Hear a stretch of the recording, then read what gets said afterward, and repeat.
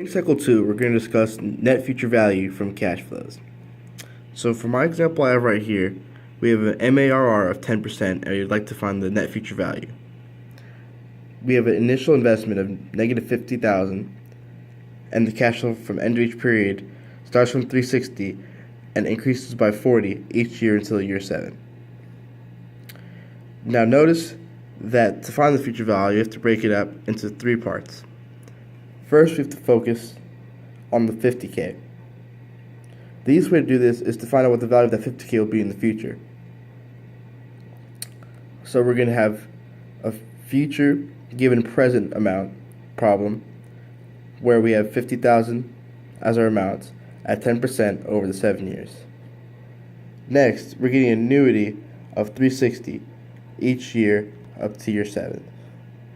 So finding future value of annuity, we're going to have to use 360 and find it at a rate of 10% interest for 7 years.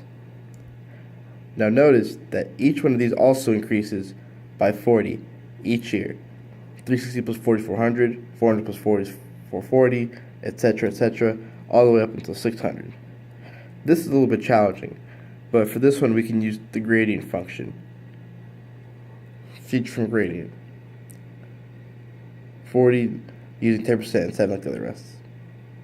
To find the total net future value, we have to take the sum of all 3 of these, and then we'll be able to find it.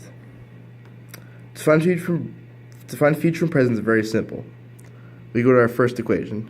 F is equal to P times 1 plus I to the n, where I is interest and n is the number of years, P is the principal, and F is the future. It's very simple. Negative 50,000 times 1.1 to the power 7, which brings us to a value of negative 97,435.86. For the next one, we're going to have future from annuity.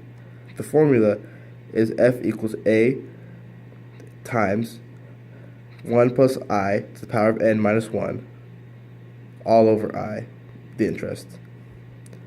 We have 360 multiplied by 1.1 to the 7 minus 1 over 0.1, which gives us to a positive 3,415. Finally, we have the function from gradients. The gradient's a bit complicated. You can do it using another formula. I believe that the formula involves using annuity from gradients and then multiplying that by future from annuity. But having the formula sheet available, we have the formula F equals G 1 plus I to the power of n minus the product of I and n minus 1 all over I squared. From that, we get 40 times 1.1 to the power of 7 minus 0.1 times 7 minus 1 all over 0.1 squared. That gives us a total of 994.87. Now, taking some of these together, we have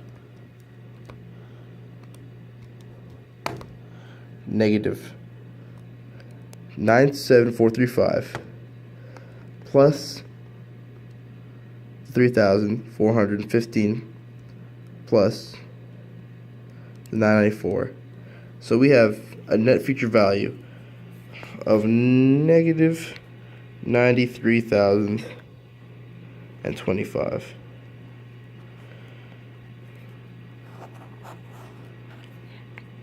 So overall, it's a loss. You can also do this on the calculator with individual segments and adding up each one of those, but that's for another time.